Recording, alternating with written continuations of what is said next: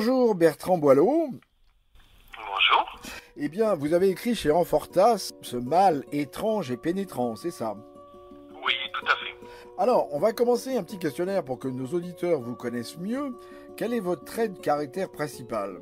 Je crois que je suis sensible. C'est-à-dire que toutes les choses autour de moi m'impactent, m'affectent. Voilà. Alors, j'allais vous demander qu'est-ce qui vous fait écrire, mais je crois que vous avez répondu aux deux questions là. Dans mon besoin d'écriture, il y a aussi le fait que j'ai beaucoup lu. J'ai eu de la chance, j'ai eu des parents qui étaient des gens cultivés, il y avait plein de livres à la maison, j'ai beaucoup lu. Ensuite, j'ai encore eu de la chance, j'ai été libraire. Donc j'ai pu lire beaucoup. Quand on est libraire, c'est une chance. Quand on a envie de lire un livre, on le commande, on le lit, et puis après on le retourne et vous le rembourse. Et il y a un moment où je n'arrivais plus à trouver quelque chose qui me donne de l'appétit à lire, que j'avais plus d'envie, je me disais, voilà, et c'est pour ça que j'ai commencé à écrire. C'est-à-dire que j'ai écrit le livre que j'avais envie de lire. Alors, est-ce qu'il y a un livre justement qui vous a marqué dans votre vie? Ah, il n'y en a pas un, il y en a 50. Mais mon premier vrai choc, ça a été Le Roi des Aulnes, de Tournier, qui a eu, je pense, un prix Goncourt dans les années 70. Alors, Premier livre, pardon. Vous allez-y, je vous en prie. C'est le Roi des Aulnes, c'était le premier livre que j'ai lu en une journée, que j'ai fini dans la nuit. Ça m'est arrivé, ça m'était arrivé avant et ça m'est arrivé depuis, mais que j'ai repris parce que je voulais comprendre comment il avait fait, pourquoi tout s'enchaînait comme ça. Alors, en dehors de la lecture, quelle est l'occupation que vous préférez? J'adore me balader avec mon chien. C'est vrai que j'aime beaucoup les femmes. C'est vrai que j'aime beaucoup les relations avec mes amis. Voilà. Je regarde aussi pas mal de films. J'écoute de la musique. Alors justement, est-ce qu'il y a un personnage ou une personne existant ou ayant existé que vous auriez aimé rencontrer ou que vous aimeriez rencontrer? Bien sûr. Je dois dire que j'aurais adoré être dans l'intimité de De Gaulle, du général De Gaulle. Pourquoi? C'est très bizarre, mais parce que c'est un personnage qui me semble extrêmement solitaire, alors que c'est quelqu'un qui a quand même bousculé le monde. Mais sur ce que j'en connais de Gaulle, j'ai pas l'impression qu'il ait vraiment des intimes. Alors, parmi les auteurs que vous avez pu fréquenter à travers leurs livres, quels sont ceux que vous préférez?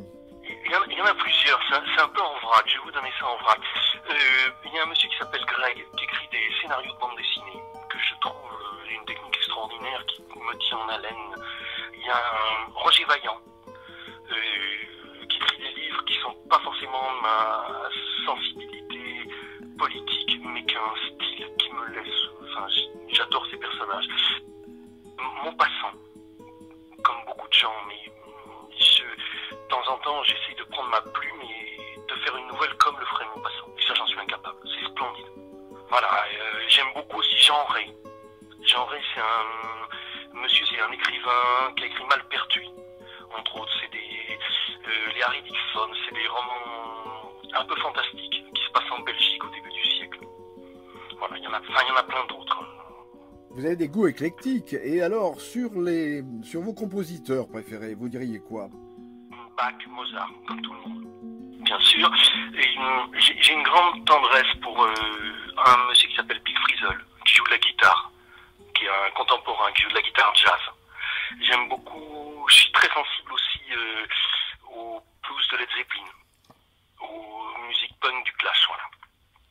Alors, est-ce que vous êtes aussi éclectique sur les peintres? Je sais pas si c'est éclectique, mais c'est-à-dire que j'essaie de vivre dans mon temps et j'essaie aussi de voir ce que les gens ont fait avant. Donc c'est vrai que mes peintres, Vermeer, de la Tour, ça c'est le côté classique. Je suis aussi très touché par les dessins de bande dessinée, évidemment Hergé, mais Franquin aussi. Oui, il y a une façon de Gaston, mais Gaston sur un vélo quand il tourne au coin d'une rue, mais c'est splendide, il y a le mouvement, il y a tout. Alors, est-ce qu'il y a un don que vous aimeriez avoir et que vous n'avez pas? Oh, mais il y en a plein, mon pauvre monsieur. Ça, j'ai des dons, il m'en manque plein. Et j'aurais bien aimé avoir l'oreille absolue, le sens du rythme, Voilà. Oui. Après, j'aurais aimé plein de choses, quoi. Alors, est-ce que vous auriez une devise qui vous a guidé toute votre vie? C'est comme tout. J'en ai pas qu'une, j'en ai plusieurs qui me tiennent, qui me font bouger le matin. Il y en a une que j'aime bien, c'est du mieux que je peux. Et il y en a une autre que j'aime beaucoup aussi, c'est la tête ne sert pas qu'à porter le chapeau. Oui. Et alors, je peux vous demander, qu'est-ce qui a déclenché votre envie d'écrire ce livre chez Amfortas? C'est une continuité. J'ai écrit cela chez Amfortas, donc Ce mal étrange et pénétrant. C'est le troisième épisode d'un jeune couple, Zelda et Louis-Nicolas.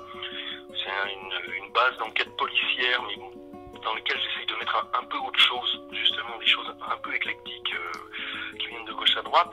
Et je voulais raconter ce passage d'un jeune couple autour de la première année. C'est-à-dire, on n'est plus dans cette euphorie des 2-3 premiers mois, mais on n'est pas encore dans cette habitude et cette routine. Il y a quelque chose d'aussi bien, mais quelque chose de différent. Voilà, je voulais raconter ça, et ce qui m'a...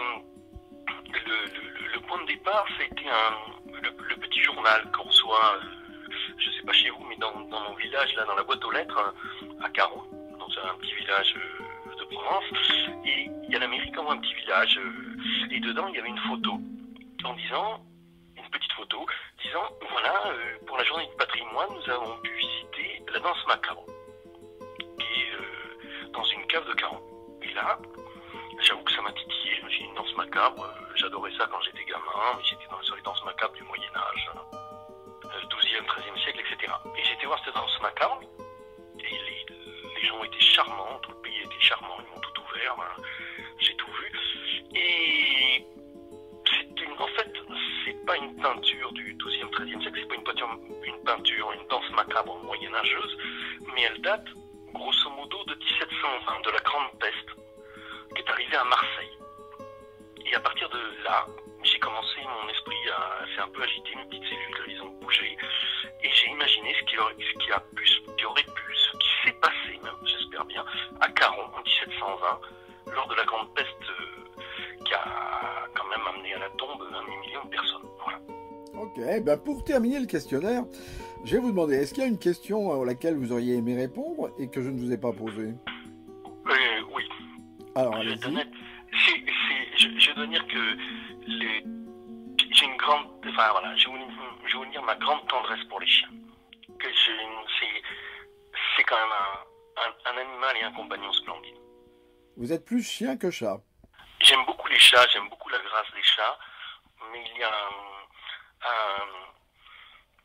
un univers, un fait de ne pas juger, une confiance dans le chien qui me ravit. Dans tous mes livres, on trouve des chiens. On trouve aussi de la musique, on trouve aussi plein d'autres choses. Mais le chien, voilà. Et ben voilà, et ben écoutez, merci beaucoup Bertrand Boileau, et puis on peut conseiller à nos auditeurs que de lire votre livre qui s'appelle Ce mal étrange et pénétrant. Voilà, et qui est chez Amfortas. Merci beaucoup, à bientôt Bertrand Boileau. Ce fut un plaisir, merci monsieur.